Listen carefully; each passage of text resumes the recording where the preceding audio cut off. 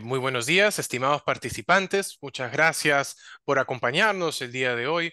El día de hoy contamos con lo que sería la conferencia internacional de julio, que está basada en emprendimiento y desarrollo económico en países emergentes. Estamos acompañados por el profesor Sergio López Orchard, quien es profesor de la Escuela Centrum, quien es también Managing Director de Scala Learning en Chile y Perú, y en Centrum es profesor del área de emprendimiento e innovación. Asimismo, también estamos acompañados por el profesor Carlos Serrano, quien es fundador y CTO de CUI Cambucha y profesor de innovación y emprendimiento en ITESO. Bueno, sin más detalles, iniciamos, profesor Sergio. Muchísimas gracias, José Ignacio. Carlos, qué alegría tenerte aquí, conectado desde México.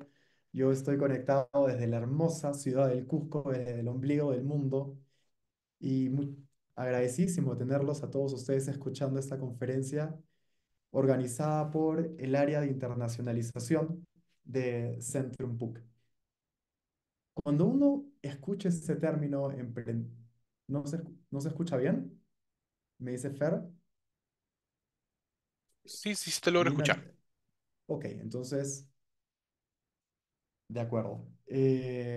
Cuando uno piensa en el término de emprendimiento, en el término empresa, es un término súper amplio. Bien, yo aquí quiero iniciar con una cita de un expresidente de Ruanda, un país en África. Paul Kagame se llamaba él y decía, o se llama porque aún está vivo, el emprendimiento es la mayor fuente de crecimiento económico. Y en su discurso inaugural dijo, yo quiero que Ruanda sea, cuando yo termine mi mandato, un mejor país del que recibí. Y para eso tengo una única meta muy clara. Tengo que fomentar el emprendimiento. ¿Por qué? Porque el emprendimiento permite la generación de puestos de trabajo, permite la atención de necesidades, en definitiva, permite que se incremente la riqueza de un país. No solo porque el país va a recaudar más en la medida que se están generando ingresos dentro de su país, sino también porque la propia gente se ve beneficiada de este dinamismo empresarial, de esta actividad económica. Y nosotros, y voy a hablar mucho para los peruanos, porque imagino que la mayoría que nos están escuchando son peruanos. Después Carlos nos contará su experiencia, no solamente de México, sino también de Norteamérica. Nosotros los peruanos no, yo sigo leyendo mensajes que está bajo el volumen. Puedo probar a hablar más fuerte. Me dejan saber si con esto mejora. Bien, lo haré así. Y nosotros les voy a compartir un dato que quizá muchos no sepan, pero el 2021 salió un estudio de Arellano Marketing donde nos enseñaba, donde nos mostraba o nos demostraba con este estudio, con este informe, que el Perú era el país con la mayor orientación empresarial del mundo. País con la mayor orientación empresarial del mundo. Y aquí vienen los dos datos. El primero, es el país que tiene la mayor cantidad de empresas o empresarios per cápita. Entonces tú divides la cantidad de personas, la cantidad de peruanos, de habitantes peruanos entre la cantidad de gente que es empresaria. No hay un país que tenga una proporción tan grande como el Perú. Estamos llenos de empresarios en este país. Y el segundo dato quizás es más sorprendente que el primero. En nuestro país hay más empresas que familias. Hay más empresas en Perú que familias. Y ustedes me dirán, ¿y por qué si somos un país con tanto empresario, con tanto emprendedor, y si supuestamente el emprendimiento y las empresas, la generación de empresas, son la principal fuente de crecimiento, por qué no somos el país más rico? ¿Por qué seguimos siendo un país de ingresos medios o medios altos, según la nueva definición del Fondo Monetario Internacional?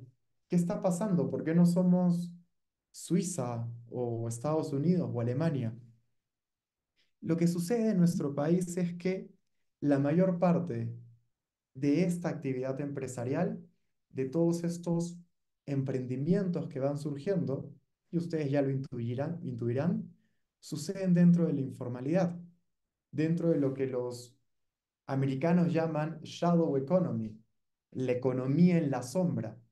Es muy difícil dar una cifra real, es muy difícil porque es difícil como es una economía informal, es difícil de medir, pero podemos, mediante distintos enfoques, podemos llegar a tener estimados. Y en el caso del Perú, se estima que la informalidad ronda entre el 70 y el 75%. Entonces, 3 de cada 4 empresarios que surgen en el país están operando en la clandestinidad, están operando en la sombra. No sabemos que están allí, pero no tenemos cómo medir o sea, sabemos que están de alguna manera empujando la economía, sí, están empujando la economía, pero no nos resulta difícil medir cuál es realmente el impacto que ellos tienen en la economía. Y solamente 1 de cada 4 operan dentro del mundo formal. Entonces, esa es una primera limitante que tiene nuestro país. A pesar de tener tantos empresarios, a pesar de tener tanta gente con estas agallas que se requieren para emprender, muchos de ellos no terminamos viendo que están porque operan en la clandestinidad, aunque están allí y de alguna manera, a su modo, están empujando nuestro país. Pero hay un segundo punto que nosotros tenemos que tener presente de todo esto, y es que cuando hablamos de empresarios o hablamos de emprendedores, en el Perú, y vinculado al dato que yo les compartí hace un momento, este 70-75% de informalidad, el empresario peruano, el emprendedor peruano es un emprendedor de subsistencia. El empresario local no viene con un Spotify, con un Netflix que nos diga, yo quiero revolucionar la manera como la gente en el mundo escucha música. No, yo quiero ver cómo sobrevivo hoy y cómo llevo pan a mi casa hoy. Y mañana pensaré cómo llevo pan a mi casa mañana. El empresario peruano no está pensando en cómo cambio el status quo de la manera en que se consume emprendimiento. Y se me ocurre un Netflix y lo hago por streaming. ¿Cómo revoluciono la manera como las personas se comunican? Si soy un Jancom y se me ocurre un WhatsApp. El empresario peruano no está pensando en eso. Está pensando en cómo sobrevivir. Y si aquí recogemos las palabras de Joseph Schumpeter, este economista del siglo pasado, que ha sido y ha vuelto a ser puesto en valor, y mucho sobre todo en Silicon Valley, Joseph Schumpeter nos decía, el emprendedor es aquel que desafía el status quo y destruye el status quo. Es un destructor creativo. Es alguien que viene a cambiar las reglas del juego y ponernos un nuevo estándar. Ahora las cosas se tienen que hacer de esta manera.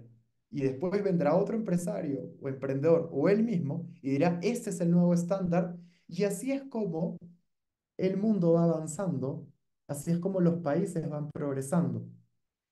En el Perú carecemos de este tipo de emprendedores. ¿Y por qué no los tenemos? Podría ser la pregunta que ustedes están haciendo. ¿Nos falta talento? ¿Nos falta visión? ¿Nos faltan ganas? Es una excelente pregunta. Porque aquí, porque aquí en Perú no aparece un Elon Musk. ¿Por qué no aparece un Daniel Ek de Spotify? ¿Por qué no aparece un Mark Zuckerberg? ¿Por qué no aparece un Bill Gates? ¿Por qué no aparece un Jeff Bezos? ¿Por qué los vemos en otros países, incluso a nivel de América Latina? Los vemos en Argentina, los vemos en Colombia, los vemos en Brasil, los vemos en México, por supuesto. ¿Qué pasa en Perú? ¿Qué nos está sucediendo? yo les aseguro que falta de talento no es, porque aquí talento hay y de sobra. Lo que nos falta es creérnosla. Nos falta que nosotros, como empresarios, como emprendedores peruanos, dejemos de mirar nuestro entorno pequeño, lo que está 30 metros a nuestro alrededor, y empecemos a mirar estos problemas que no solamente están a 30 metros, sino que están en otras ciudades y que están en otros países.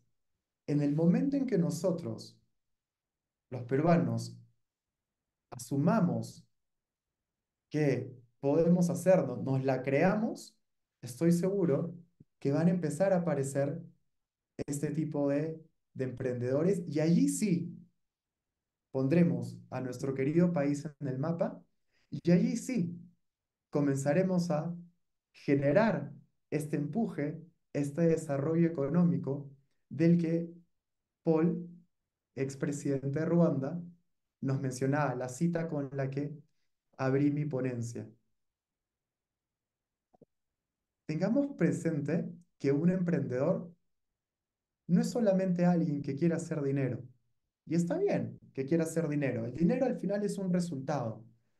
El emprendedor es alguien que detecta un problema, que detecta una necesidad y soluciona ese problema, soluciona esa necesidad a un grupo de personas, que pueden ser pocas o que pueden ser muchas, dependiendo qué tan grande sea el problema que le está atacando y qué tan buena sea la solución que le está proponiendo. En el fondo, un emprendedor no solamente impulsa el desarrollo económico, sino también este emprendedor hace que el mundo donde estamos sea un mejor lugar para vivir, porque habrá una dolencia menos, porque habrá una necesidad que estará siendo mejor atendida.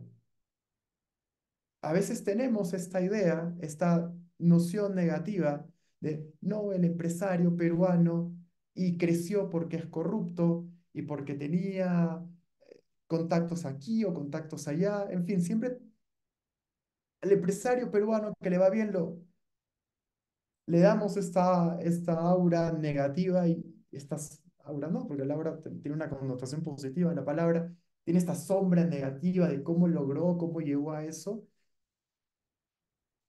Tenemos que darnos cuenta que si hay, obviamente los hay los que tienen esta gran signo de interrogación delante de encima de sus cabezas, pero la mayoría que lo logra es porque detectaron una necesidad y la supieron resolver mejor que nadie. Y por eso tienen clientes fieles que les siguen comprando. Y esto les permite a ellos como empresa crecer y su crecimiento no solo beneficia a sus clientes, sino que genera puestos de trabajo al interior de su empresa, esos son los empleos directos, y de manera indirecta genera trabajo también porque necesita proveedores para poder atender, para poder ejecutar sus procesos y entregar sus productos, ya sean bienes o servicios, y ahí también va generando puestos de trabajo indirectos, va trayendo riqueza a nuestro país. Y ojo, esto no sirve solamente para Perú, esto opera para todo, para todos los países en vías de desarrollo, para todas las economías emergentes. América Latina hoy, ya no voy a hablar solamente de Perú, quiero hablar de América Latina y el papel clave que va a jugar el emprendimiento en las próximas 2, 3, 4, 5 décadas. América Latina hace 60 años era en el panorama global un jugador mucho más relevante de lo que es hoy. América Latina contribuye en torno al 10% del PBI global. Hoy en día contribuimos menos, contribuimos más o menos la mitad de esto. O sea, para el mundo somos menos importantes. Quienes no solamente nos han superado, sino que nos han sacado varios cuerpos de distancia son los países de Asia-Pacífico, liderados básicamente por China, la India, pero son países gigantescos, pero pensemos en países más pequeños, en todas estas economías del sudeste asiático, ¿y cómo lo han logrado? La receta ya está aquí.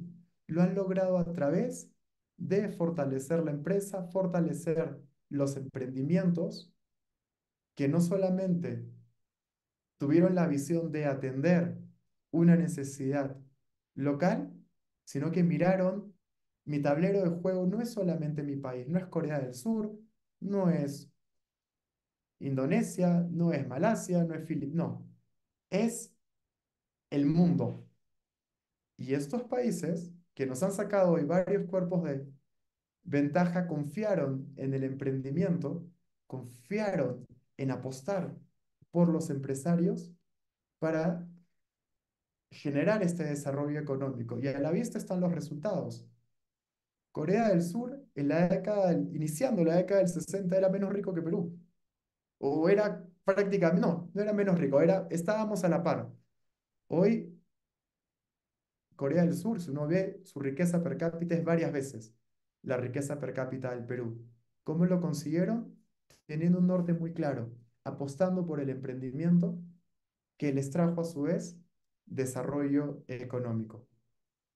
Y antes de darle la palabra a Carlos, y sé que he soltado muchos datos desde cómo el Perú es el país que tiene la mayor orientación empresarial del mundo, la gran mayoría de esta está dentro del sector informal y por eso no la estamos viendo. Muchos de estos que emprenden lo hacen con una visión muy pequeña, no lo hacen con una visión de comerse el mundo, sino de solucionar un pequeño problema local. Hemos comenzado hablando de todo esto y hemos traído unos ejemplos históricos, reales, de cómo Asia, apostando por el emprendimiento y el desarrollo económico, en 60 años pasaron de estar un poco por debajo en promedio de América Latina a hoy sacarnos varios cuerpos de ventaja. Yo concluyo con esto y ahora le doy la palabra a Carlos, que va a ir seguramente a contarnos de manera mucho más aterrizada en distintas, su experiencia y las realidades que él ha ido conociendo. Pero ahí mi invitación va para esto. Empresario, emprendedor peruano o deseoso de emprender, deseoso de ser empresario peruano que me estás escuchando en este momento, de manera sincrónica, que me vas a escuchar después, cuando asistas a la grabación, no pienses únicamente en este pequeño problemita que hay, piensa estos problemas a gran escala y asume ese compromiso y esa responsabilidad que tú tienes con el futuro de nuestro país y con el crecimiento de nuestro país. Gracias, José Ignacio. Carlos, por favor, the floor is yours. Muchas gracias, Sergio. Bueno, primero que nada, estoy muy contento por la invitación de José Ignacio y de compartir este espacio con el profesor Sergio. Y bueno, voy a yo platicar un poquito más como de mi experiencia de lo que ha sido como emprendedor. Desde siempre se me inculcó como este espíritu emprendedor y bueno, desde la secundaria, prepa, había tenido unos emprendimientos. Ya de manera más formal en la universidad fue cuando yo estaba estudiando ingeniería en biotecnología y tenía acceso a los laboratorios, equipo, profesores. Y bueno, me aventé junto con mis hermanos que vimos esta oportunidad de la kombucha, que era un sector como en crecimiento, y aprovechamos para hacer desarrollo tecnológico. Y bueno, hicimos nuestra empresa que se llama Quit Kombucha, que se enfoca en pues, en innovaciones de manufactura de la kombucha. Y ahí estuvimos creciendo un poco a poco. Al principio siento que algo que se repite en toda Latinoamérica es muy complicado como esta parte del acceso al capital que te permita crecer de una forma más acelerada. Entonces los primeros años tuvimos de una forma muy orgánica y luego tuvimos la oportunidad de conocer a un ángel, con el cual levantamos un poco de dinero y terminamos como de levantar un poquito más de una ronda de amigos y familia en combinación de este ángel, que fue lo que digamos que nos llevó un poco más al siguiente nivel en crecimiento. Después de esto, viendo como las necesidades y problemas que teníamos nosotros como empresa, nos dimos cuenta que había una oportunidad muy interesante de hacer un spin-off a la pues, gestión logística de las pymes de e-commerce. A partir de esto, desde hecho yo y mi hermano nos lanzamos como a buscar esta otra aventura, a hacer una nueva empresa que se llamó Drop One, que tal cual, lo que hacíamos era pues gestión logística para pymes de e-commerce y ahí nos invitaron a un programa que se llama Start Fellowship, que nos llevaron a Suiza, estuvimos alrededor de 3 meses, como nos empapamos de este ecosistema de emprendimiento, junto con otras startups de la región de Latinoamérica, Ecuador, Perú, Chile, Argentina. Entonces fue muy interesante vivir como todos ahí teníamos al final como problemas muy parecidos, ¿no? Como todos los países se repiten muchos como estos esquemas en cuanto a emprendimiento y, y bueno, continuando un poquito como con la historia, al final, entre el equipo del desarrollo, tardamos mucho en desarrollar como la plataforma, en retención de clientes y terminamos cerrando como esta startup al año y medio después de que la iniciamos. Regresando luego con Quit Kombucha, ya con más empapados de este ecosistema de emprendimiento, un poco de venture capital, pues vimos la oportunidad de asistir a esta aceleradora de 500 Global, pues con mucho reconocimiento, muy interesante. Fuimos seleccionados y terminamos en Canadá, pues del estado de Alberta con 500 Global, donde estuvimos otros 3 meses como empapándonos de pues ecosistema ya como de una forma mucho más madura, con startups mucho más maduras, viviendo como pues esta diferencia de los ecosistemas. Entonces fue muy interesante ver cómo el ecosistema de Latinoamérica, a pesar de que está creciendo muy rápido y está, pero sigue estando como un poco atrasado, un poco verde comparado con lo que sería Europa o Canadá.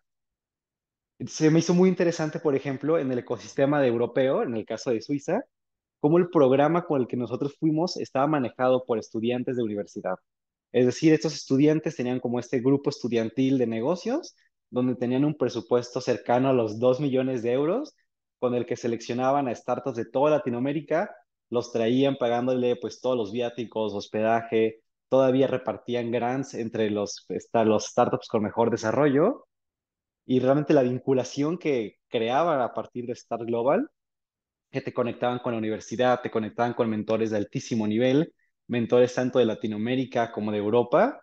El gobierno, sí, al final, o sea, la vinculación que tenían ellos era algo impresionante. Algo que también se repitió mucho en el programa en Canadá, con 500 Global, donde ahí fue, bueno, como un pasito atrás, en el programa en Suiza se vio cómo a partir desde la academia, que eran pues, este grupo estudiantil, que claro que estaba respaldado por expertos en el tema, cómo la academia generó todas estas vinculaciones con fondos de capital, inversionistas ángeles, como para empaparte, y contrastando contra Canadá, que nos tocó ir como por más parte de que el gobierno estaba generando estas vinculaciones. En Canadá el gobierno fue quien trajo el programa de 500 Global, que 500 Global asimismo hace pues esta aceleración, pero al final era impresionante cómo es que el gobierno se involucra con estos actores, como son fondos de inversión, como universidades también, y generan como un ecosistema como mucho más fluido que permite un crecimiento para el emprendimiento y las startups de manera mucho más eficiente y acelerada. Me llamó mucho la atención cómo Alberta Innovates, que era los programas más cercanos ahí a 500 Global, de repente daba muchos grants, desde los 50,000 a los 500,000 dólares, que en teoría eran como grants, pero su objetivo era captar talento que llevaran empresas de todo el mundo a Canadá para que eventualmente los siguientes 5 o 10 años estas empresas estén pagando muchos impuestos y lo ven como una inversión, ¿no? No como solo dar dinero de fondo perdido. Y también muchos de estos grants de repente era interesante ver cómo decían, bueno, nosotros como gobierno te vamos a dar 100,000 dólares, pero tú como startup tienes que conseguir otros 100,000 dólares de inversionistas para pues llegar y que nosotros te demos el dinero. Entonces pues al final ayudaban mucho al inversionista reduciendo su riesgo o el ticket y tal cual, la startup al final recibía más dinero sin diluirse y todo al final viendo como, bueno, vamos a juntar talento y startups que crean y generen empleos, riqueza, tecnología, impuestos. Y creo que contrastando esto con Latinoamérica, las características que he visto como con mayor diferencia sería como la vinculación que crean entre los diferentes actores, lo que sería academia, gobierno y empresas, ya sea venture capital o empresas grandes que pongan el ojo en comprar a las nuevas startups que están creciendo. Definitivamente también el acceso al capital sería uno de los factores más importantes. En Latinoamérica, a pesar de que cada vez hay más actores, sí es más complicado acceder al capital. Y creo que la red de mentores también es importante. No creo que todavía la cultura no ha madurado lo suficiente como para que los grandes empresarios se tomen tiempo de ir con pues los nuevos jóvenes que están creando startups para dar como estas mentorías. Creo que estos tres factores fue los que me tocó vivir como ver la diferencia más como de cerca y contrastarla. Sin embargo, creo que pues al final Latinoamérica es como región, creo que sí comparte muchas características y definitivamente creo que como al mismo tiempo estas grandes necesidades que tenemos y de repente fallas como sistemáticas, sí nos lleva a tener emprendedores con muchísimo talento. Siento que los emprendedores aquí en Latinoamérica somos muy resilientes, sabemos cómo afrontar los retos, cómo darle la vuelta, lo que nos lleva también mucho de repente a tener muchas innovaciones frugales, sabemos hacer más con menos. Creo que de repente somos muy eficientes como de repente al uso de capital. Y creo que al final todo esto ha llevado a que el ecosistema pues de emprendimiento que está creciendo muy rápido en estos últimos años. Creo que cada vez vemos más actores como inversores que tienen más aceleradoras, que los tickets de inversión cada vez son más competitivos. La calidad de las startups y los emprendedores creo que cada vez es más alta y al final sí, creo que es un ecosistema que falta mucho todavía por trabajar y por hacer, pero que se está viendo el crecimiento que está sucediendo. Y creo que en los siguientes años va a ser muy interesante el crecimiento y las startups que se van a convertir en grandes empresas. Y creo que lo nos lleva a que también al final el emprendimiento es esencial, ya que cae un poco la responsabilidad en los emprendedores, que se espera que sea la siguiente generación de grandes empresarios, que nos lleve como un futuro más sostenible, sustentable, ya que estas empresas se espera que realicen un mayor impacto que las actuales, ¿no? Que cada vez estas empresas grandes que se vayan a crear, pues tengan un enfoque mucho más sostenible, con impacto social, que realmente mejore hacia el crecimiento de Latinoamérica.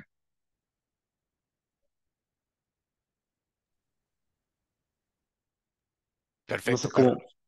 Ujú. Perfecto, Carlos. En realidad, los temas que ustedes, ambos profesores, han tocado son bastante enriquecedores. También he notado que tengo varias preguntas que me han llegado por el interno que por favor me gustaría que también por también curiosidad mía lo podemos aclarar. Eh, la que me causó bastante ruido y también me da bastante curiosidad es ¿quiénes son los principales inversionistas ángeles en la TAM? Para que tengamos una idea o cómo podemos tener un approach de eso. Por favor, que ustedes dos, quien pueda contestarlo, sería ideal. Bueno, los que a mí me ha tocado más, he visto que cada vez hay más aceleradoras. Por ejemplo, 500 Latam, cada vez está invirtiendo tickets más grande. Se me ocurren aceleradoras como Rockstar, Platanus Ventures, Buen Trip. Y creo que también en todos los países cada vez hay más como pues empresarios que se convierten en inversores ángeles. Y bueno, no sé también que Y si no, y si, a ver, y si la pregunta entiendo que viene de un peruano, entonces, para hablar también a nivel más acotado, más local, tenemos, sí, Los Ángeles, bastante red de inversionistas ángeles. Tenemos una muy buena aceleradora en Perú, por cierto, que es UTEC Ventures. La mayoría de universidades tiene incubadoras, que es la fase previa. En la aceleración es cuando ya estás teniendo ventas y te ayudan a crecer. La incubación es cuando tú tienes esta idea y la quieres volver realidad. Bueno, todas las universidades peruanas tienen su programa de incubación. Creo que forma parte de la propia ley universitaria. Y aparte tenemos el venture capital como Salcantay, como Alaya, tenemos sí, Magma, bueno, en fin, tenemos varios fondos que cada vez apuestan más por el emprendedor nacional. Y de fuera, Perú está comenzando también a generar interés de fuera y ahí están los que nos mencionaba Carlos. A mí me gustan mucho, por ejemplo, las aceleradoras porque siento que sus procesos son mucho más transparentes. O sea, sabemos que como a los inversionistas, su principal tarea sería como reducir el riesgo. Entonces, de repente, a veces los fondos de inversión parece que se inclinan un poco por las que conocen más cercano, ¿no? Los que les presentan. Y al final eso puede reducir a un círculo como social, económico, un poco más reducido. Y las aceleradoras para mí son un poco más abiertas, como que democratizan más el acceso al capital, al venture capital. Entonces me gusta que cada vez hay más aceleradoras invirtiendo pues buenos tickets alrededor de la región. Sí, y perdón, y para cerrar Perú tenemos el fondo de Innovate, que es Startup Perú, que te da tickets entre 50 y 500.000 soles. Entonces está bastante bueno para el que venga con una idea, o si ya vienes con una idea validada, este fondo no reembolsable puede ser muy importante para darte este acelerón que tu empresa necesita. Perfecto, profesores. Muchas gracias por estas palabras. Tenemos también otra consulta. Más bien, justo nos ha llegado por el chat una consulta directo para Carlos. Nos pregunta Arturo si por favor nos podrías mencionar de nuevo los nombres de los programas que contó en Suiza y de Canadá. Creo que eso les causó bastante ruido a la audiencia y quisieran tener un poquito más de información sobre ello, Carlos. Si nos podrías un poquito más de información. Sí, el de Suiza se llama Start Fellowship, es el programa que es parte de una empresa que se llama Start Global, pero lo pueden encontrar como Start Fellowship. Es un programa dirigido a universitarios que están a punto de graduarse o que te acabas de graduar. Ya, Ajá, 1, 2, máximo 3 años de que te graduaste. Y es muy interesante porque te ayudan, o sea, desde que te dan grants como a tu startup, a desde que te pagan vuelos, manutención, hospedaje, este, todo. Entonces, es un muy buen programa, especialmente si te acabas de graduar, estás por graduarte. ya. El otro es una aceleradora, es 500 Global, pues tiene muy buena reputación y es de las aceleradoras más grandes del mundo. Yo en mi caso particular fui al programa de Canadá. Sí. Tienen varios programas. Tienen un programa en Latinoamérica que se llama 500 LATAM, que también está muy interesante y acaban de aumentar su ticket de inversión de 70 o 80 mil dólares a 300.000. Perfecto. Qué interesante, Carlos. Justo, perfecto. Pasamos a la siguiente pregunta. Muchas gracias de nuevo. Una pregunta que también es un poco curiosa, que también me da curiosidad, es, ¿qué debemos hacer primero? ¿Emprender o innovar? ¿Cuál es su perspectiva de ustedes en cómo podríamos, sí, yo sé que es un poquito ambigua la pregunta, pero queremos abarcarlo para ver cómo absorber las dudas, ¿no? Por favor, si pudieran empezar, profesor. Es una muy buena pregunta, ¿ah? Emprender o innovar. Yo creo que cuando hablan de emprendimiento se refieren más al emprendimiento de cero, el que hemos estado haciendo mención, y creo que cuando hablamos de innovación se vincula más a los intraemprendimientos, es decir, estos emprendimientos dentro de las empresas que les permiten a ellas ser sostenibles en el tiempo, porque ustedes lo saben perfectamente, una empresa que deja de innovar eventualmente se va a volver irrelevante y va a desaparecer. Y casos tenemos miles, por citar pocos, Kodak, eh, Blockbuster, en fin, los que ustedes ya conocen. ¿Qué es más importante? ¿O qué deberíamos hacer primero? Los dos. Los dos, salvo mejor opinión de Carlos. Es una muy buena pregunta. Creo que las dos son sumamente importantes. Si estamos hablando quizá en una startup de si arrancas primero y después innovas, yo sí recomendaría probablemente primero emprender y una vez que sientes que hay una sensación de que sí les interesa a tus clientes el producto o servicio que estás ofreciendo, pues ya me enfocaría más en innovar ese producto o servicio.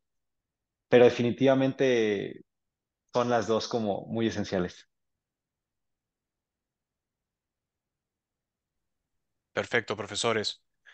Pasamos a la siguiente pregunta. Eh, ¿cómo vencer el temor de emprender un negocio? ¿Y qué acciones debo tomar para iniciar una potencial idea de negocio? Creo que esta pregunta se basa específicamente en lo que sería el temor para poder lanzar y salir de la zona de confort, ¿no? ¿Cómo podemos romper estos paradigmas de que nos detiene para poder tomar un paso hacia adelante, ¿no? Muchas veces sería el temor de perder todo, de no tenerlo claro, pero ¿ustedes cómo podrían interpretar esa consulta?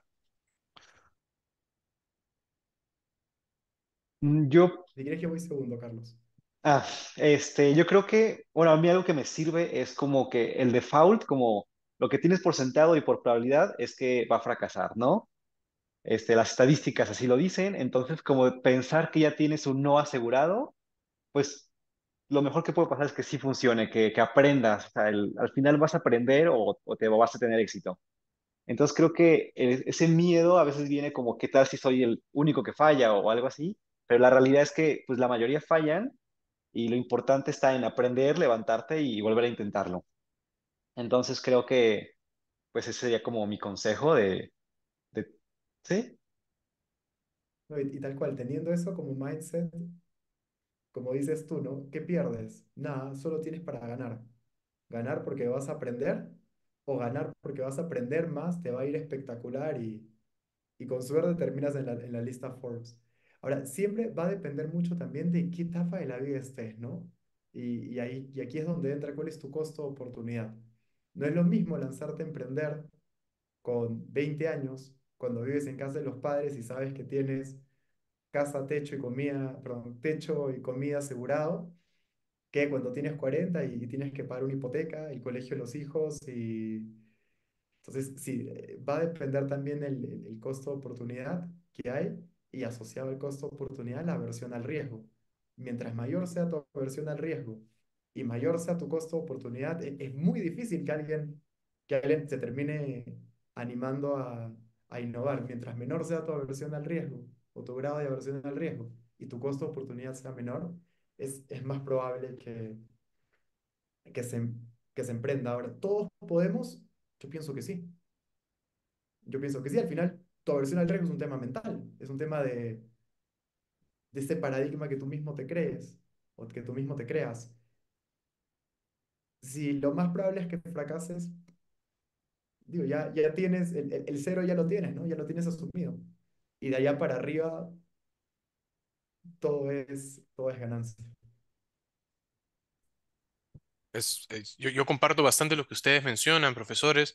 Eh, Se debe mencionar de que también para emprender es tomar un leap of faith, ¿no? O sea, con la información que tienes, con los conocimientos, te lanzas a poder emprender y arriesgarte en realidad, ¿no? Cada emprendimiento tiene un nivel muy alto de riesgo que se debe asumir y muchas veces eh, todo esto sirve en realidad para experiencia, ¿no? Digamos, cuando fracasas en un negocio no es porque hayas fracasado al 100%, sino es ganado una oportunidad, porque has aprendido de esto. Eso es lo que yo considero.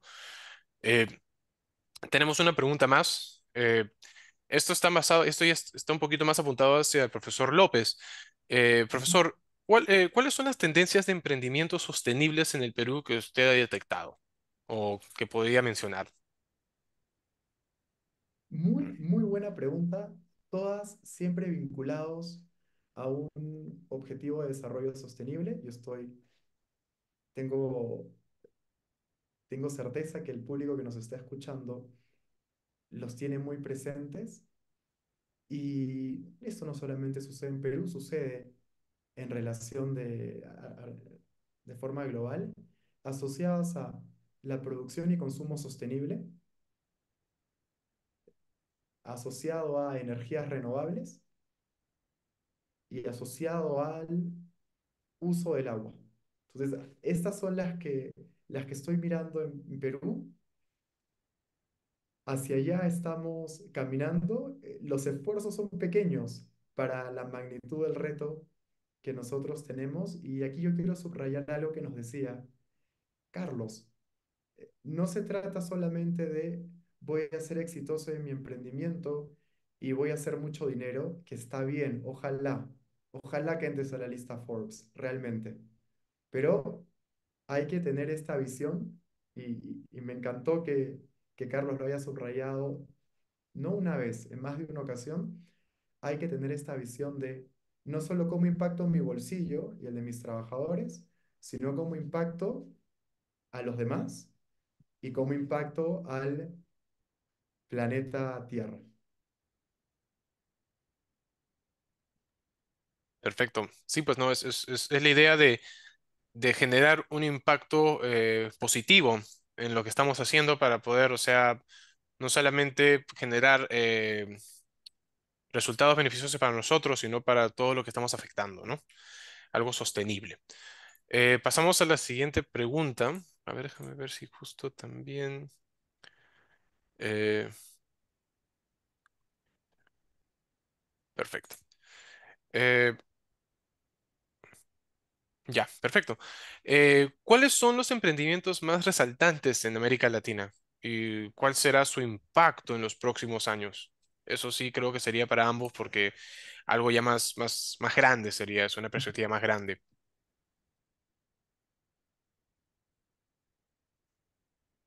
¿Quieres Dale tú, iniciar, Carlos, y Sergio? yo voy después. Bueno, por ejemplo, a Como yo mí, respondí la anterior, uno de los que más me gusta, bueno, siempre están como estos unicornios, ¿no? Que vemos en toda ah, América Latina. Uno de mis favoritos podría ser Nubank, uh, que tal cual vio como que la clase media no estaba usando créditos y dijo, ¿sabes qué? Hay un nicho gigante, yo voy a ser el primero que les va a dar la confianza de darles crédito. Y no solo eso, sino que también mostró cómo sería ahorrar con rendimientos, ¿no? Que tiene esta cuenta donde te da un rendimiento del 15% que se me hace maravilloso y creció pues como un cohete y definitivamente es uno de los unicornios más exitosos en toda Latinoamérica. Creo que para mí ese es un ejemplo, junto con un ejemplo en México que sería Kavak, de los carros, pero en mi personal no me gusta mucho. en Perú se acabaron retirando de Perú hace unos meses, no les fue tan bien. Yo quiero señalar uno, y no porque sea un gran fan de su modelo de negocio, sino por el impacto que ha tenido dentro del ecosistema emprendedor, no solo de Colombia, sino de América Latina en general. Ya es Rappi. Y el famoso efecto Rappi que ahora se estudia tanto. O sea, de Rappi, del equipo, de los tres fundadores del primer equipo de la gente que ha pasado por Rappi, se han generado más de 200 emprendimientos diferentes, si es que no son más. Entonces es un caso de estudio muy, muy interesante, cómo una empresa puede acabar eh, motivando o inspirando a no dos, cinco, no, 200 empresas más. Cuando uno ve este efecto multiplicador es increíble, por eso les digo, lo quiero resaltar, no porque sea el mayor fan en su modelo de negocio, creo que hay algunos asteriscos presentes, aunque uno de los unicornios mejor valorados aquí en América Latina, pero por este efecto que ha tenido en la comunidad y cómo logró colocar a Colombia en el mapa. Hace 5 o 6 años Colombia no estaba en el mapa. Hoy es un actor más importante que Argentina, o está a la par de Argentina o Chile. Eh, Recuerda mucho este PayPal Effect de hace, digamos, perdón, PayPal Effect, no, de la mafia, de PayPal Mafia, de la mafia de PayPal y cómo fue una reunión de talento espectacular. Mutatis mutandis, salvando las distancias, es como nuestro PayPal Mafia latinoamericano. Sí, eso para señalar. Oye, en Perú hay uno, ¿no? Para ponerme la camiseta, ya que estamos en el mes patrio, podría ser Creana. Y yo tenía la esperanza, y la pandemia, las EdTechs las impulsaron bastante. Yo estuve en una durante esta época. Y Creana yo tenía mucha esperanza que se convirtiese en el primer unicornio peruano. Al final, el momentum se perdió, no se logró. Pero miren a los miles no sé si serán millones, pero cientos de miles, no solo de peruanos, sino de gente desde Estados Unidos hasta Patagonia, que los han formado en distintas habilidades duras o blandas, y esto seguramente los ha ayudado a ser más productivos y a tener mejoras en su desempeño laboral. Perfecto. Bueno, tengo una consulta más. Igual, dado que es la última, no significa que sea no tan potente como todas las otras consultas. Eh, ¿cuáles son los factores económicos que influyen en los emprendimientos y cómo se deben tratar? Estas preguntas están más apuntadas a cómo mitigar eh, riesgos, ¿no? ¿Cómo podemos nosotros estar preparados en la vanguardia de poder tal vez protegernos de algo que se pueda proteger, ¿no? ¿Ustedes cómo consideran eso, profesores?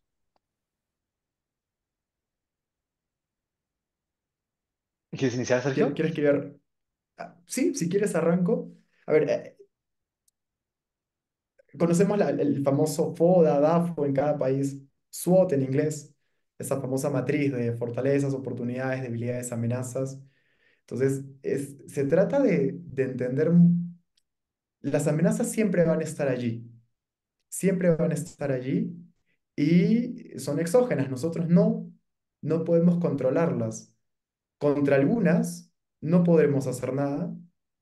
Pongo un ejemplo muy sencillo. Yo el 2020 podría haber tenido el mejor restaurante experiencial del mundo, hubiese fracasado, porque estarían todos ahí encerrados en su casa y nadie va a vivir la experiencia. Hay cosas que sencillamente no puedes controlar. Hay otras que, y tú lo decías en una reflexión, José Ignacio, que hacías, al final esto es un acto de fe. Tú toda la información no la vas a tener, nunca, ain't gonna happen. Nunca vas a tener toda la información. Es lo que todos quisiéramos, ¿no? Si tuviésemos toda la información, la probabilidad que seamos exitosos es, si no es uno, es muy cercana a uno. Ya simplemente se trata de ejecutar bien. Eh, Nunca la vamos a tener. Se trata de ver qué tan cómodos, o sea, trata de recolectar la mayor cantidad de información posible que sea relevante para tu emprendimiento, que vaya a tener un impacto en tu emprendimiento. Si vas a hacer, si vas a lanzar algo que mañana o en 3 meses un cambio de regulación te puede tirar abajo, lo tienes que tener mapeado. Entonces, sí hay esta responsabilidad del emprendedor de entender muy bien qué está pasando, qué podría pasar al menos en el corto y con suerte en el mediano plazo para que te puedas preparar para ello. Y esa sería mi recomendación. Otra cosa podría ser, oye, va a venir un jugador muy grande. Si viene un jugador muy grande, ya con toda la experiencia, etcétera, ¿qué diferencial tengo yo que me permitiría, no obstante su ingreso, yo mantenerme como una opción relevante en el mercado? Si no la tengo, tus probabilidades de fracasar son más altas. Entonces, si tienes esa responsabilidad de informarte todo lo que puedas para generar las acciones y las estrategias que te preparen ante ello, pero tienes que saber, tienes que vivir cómodo en que no vas a tener o nunca vas a tener toda la información que tú necesitarías para generar todos los planes y todas las réplicas y respuestas posibles que podrían venir. Y creo que ahí es importante eso que dices, que se vuelve muy complejo y difícil de poder predecir. Lo mejor es Ujú. que, como sí estar siempre mapeando el ecosistema, hay muchos factores que nunca vamos a poder controlar y que toca pues ser muy resilientes y sobrevivir a partir de eso. Y lo que mencionaste de repente de los jugadores grandes que sabes que van a llegar, a veces también podría a veces jugarse a favor esos jugadores que van a llegar, ¿no? A veces uno como empresa local podría decir, pues yo tengo de repente unos insights más interesantes y en lugar, y podría quizá incluso venderle, ¿no? Hacer un exit con esta gran Claro, empresa, aprovechar lo que estoy haciendo y bueno, también eso sería como algo interesante que podría pasar. 100%. Perfecto. Profesores, y justo también quiero tomar un punto que mencionaste, Carlos, y es una palabra bastante importante para lo que serían los emprendedores, y es la resiliencia. Digamos, eh, una persona, como había mencionado yo anteriormente, una persona aprende bastante con los fracasos, por lo cual muchos casos de éxito, ustedes me pueden desmentir si estoy diciendo la verdad o no, digamos, muchos emprendedores de que ahora tienen sus multinacionales, las empresas ya en Forbes, como había mencionado Sergio, pero los primeros emprendimientos fracasaron, o sea, no fue como ellos tenían proyectado, previsto, ¿no? Entonces, esto da a entender de que muchas veces a la primera no sería, sino tras tener más información, más experiencia gracias a la resiliencia, se podría llegar a concretar algo más verdadero. Eso da pie a una consulta, y esta es una consulta propia, ¿no? Que les quiero hacer a ustedes. Digamos, en un negocio de que está creciendo de una manera rápida, negocio propio, un emprendimiento, ¿cuáles serían ustedes unas herramientas que ustedes podrían recomendar para automatizar muchos procesos? ¿O qué sugerencias tendrían? Sí, Si quieres ahí bueno, yo arranco. sí, Si sí. quieres ahí yo arranco y Carlos me complementas. A veces cuando nosotros pensamos en estas herramientas, José Ignacio, de automatizar, que hacia allá queremos ir todos porque sabemos que donde hay manualidad es más consumo de tiempo, mayor probabilidad de error humano. Donde está el ser humano siempre hay la probabilidad de error. Pensamos que necesitamos desarrollos muy complejos.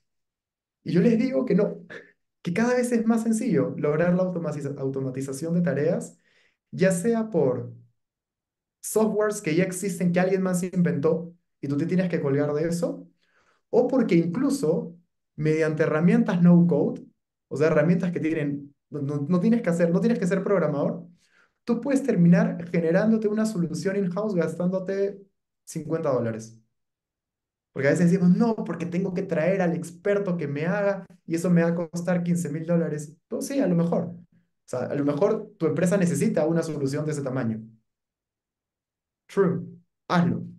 Pero cuando recién estás empezando, hay hoy herramientas que existen, que están ahí y son open source y las podemos usar ya sea de manera gratuita o pagando un fee relativamente bajo, comparativamente contra o comparándolo contra otro tipo de soluciones, que en muy poco tiempo podemos desarrollar, incluso nosotros mismos, sin ser grandes expertos de temas de programación, podemos desarrollar soluciones de automatización.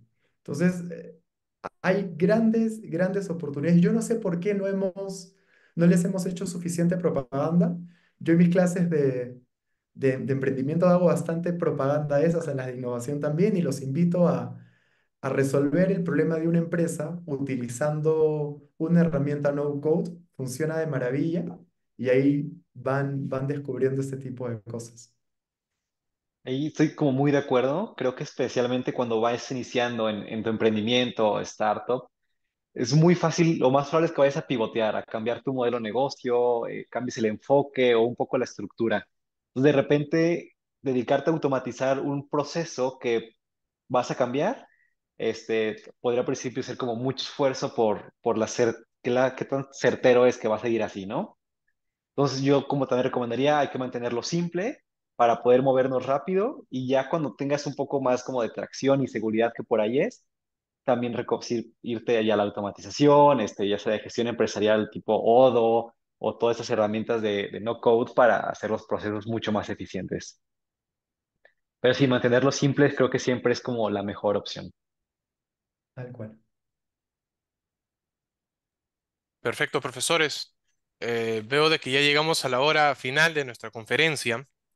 De nuevo, profesores, una vez más, muchísimas gracias por su tiempo. Eh, Esta conferencia a mí me ha enseñado bastante, he tomado consideración de bastantes puntos y yo entiendo que también los asistentes, los participantes, los alumnos, los espectadores han apreciado bastante este espacio.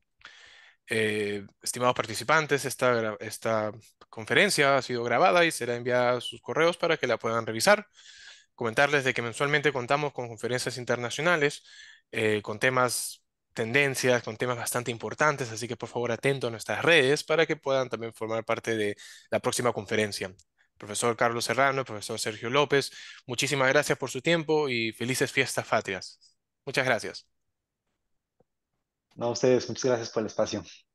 Hasta luego. Gracias, Gracias a Ignacio. ti, José Ignacio, por la oportunidad. Camila, Carlos, ha sido un placer. Se me ha pasado muy rápido la hora. Muy, muy rápido. Definitivamente, sí. Maravilloso. Perfecto. Muchas Y gracias, gracias a todos profesores. los que nos han acompañado sincrónicamente y a los que nos escuchan después.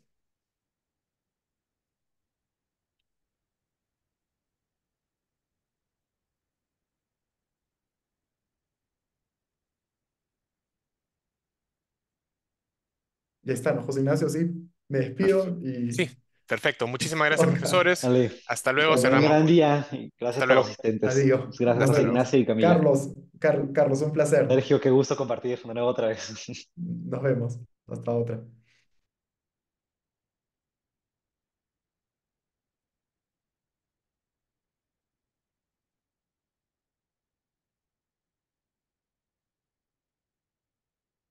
Bueno, José Ignacio, otra vez, muchas gracias por la invitación y Gracias, espero Carlos. que colaboremos más pronto, o sea, nuevamente pronto, hacer cosas interesantes desde las universidades. Perfecto. Muchas gracias por tu tiempo y por tu valioso input en esta conferencia. Ten un buen fin de semana. No, a ti, que tengas buen fin de semana y felices fiestas. Igualmente, Camila, qué gusto saludarte. Hasta luego.